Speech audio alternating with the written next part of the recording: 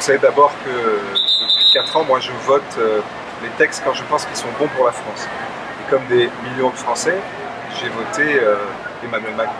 Et le fait qu'Emmanuel Macron aujourd'hui annonce qu'il veut l'unir, qu'il est nommé un Premier ministre que je connais bien, Édouard Philippe, qui est un homme que j'apprécie, je ne peux y voir que du positif. Et la seule question qui se pose, c'est est-ce que on va construire pour demain une nouvelle stratégie pour la France où on s'additionne, ou est-ce que ça va durer le temps des élections?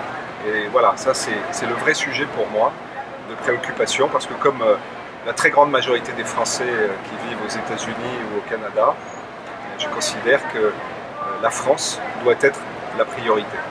Et pour tout vous dire, j'ai refusé de signer les appels, que ce soit ceux contre Emmanuel Macron ou ceux contre les Républicains, parce que le président Macron et les Républicains, je vous veux ensemble pour travailler pour la France. Vous savez, d'abord, mes priorités elles ne changent pas.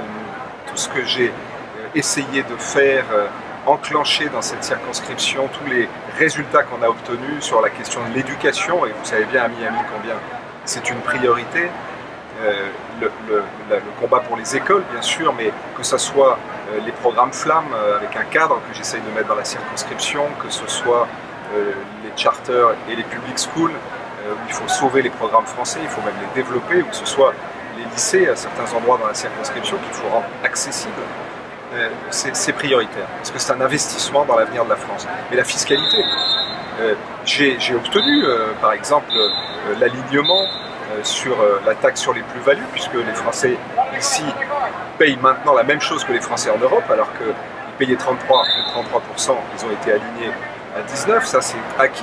Mais il y a encore des combats à mener, notamment un qui intéresse beaucoup de nos compatriotes, qui est le combat contre la CSG. C'est un sujet sur lequel je ne lâcherai pas, c'est un sujet sur lequel on a obtenu des choses, mais le précédent gouvernement a contourné la loi. C'est un sujet qui est dans le débat, j'ai eu l'occasion d'ailleurs de m'en entretenir avec le président Macron. Lui-même est conscient qu'il y a une difficulté. Pour l'instant, on parle de remise à plat, moi je veux une suppression. Et puis la protection sociale, c'est majeur.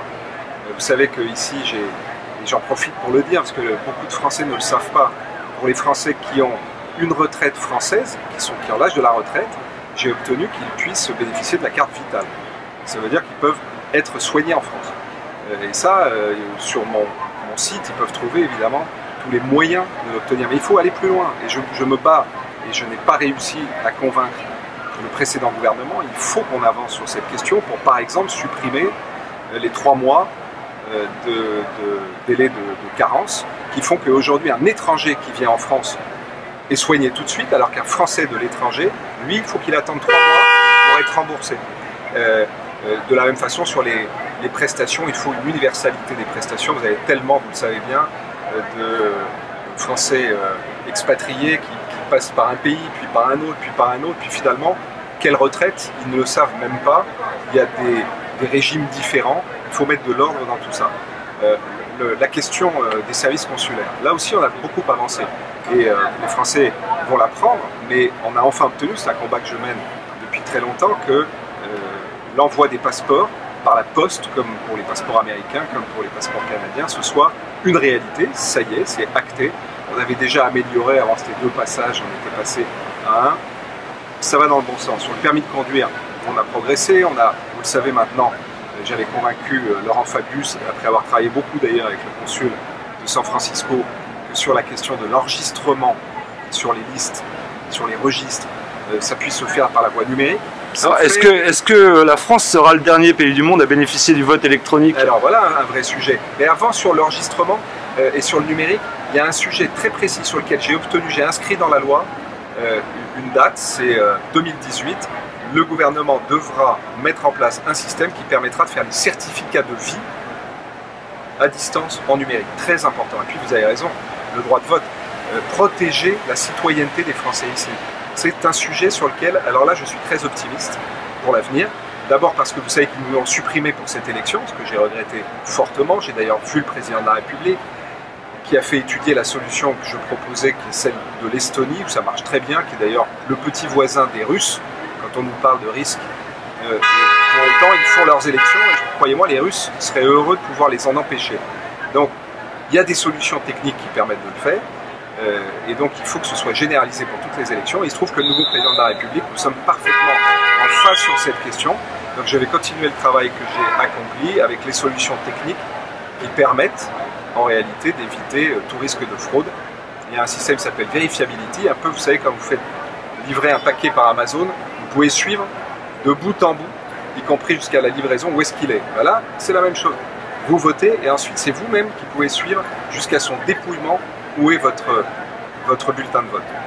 Voilà des sujets majeurs, ressouder la diaspora. J'avais surnommé cette circonscription l'âme Nord avec un accent circonflexe, l'âme Nord. Il y a des citoyens qui ont monté une non-profit qui s'appelle l'âme Nord, qui met en place des dispositifs. On a par exemple créé, et ça marche pour les jeunes qui sont ici, les plus de 18 ans qui le veulent. C'est une expérimentation que j'ai conduite avec le précédent gouvernement. On peut faire un service civique payé par la France pour venir épauler les associations françaises, ici à Miami par exemple. Vous savez, il faut additionner, c'est ce que je défends. Je l'ai fait par le passé, je le ferai demain.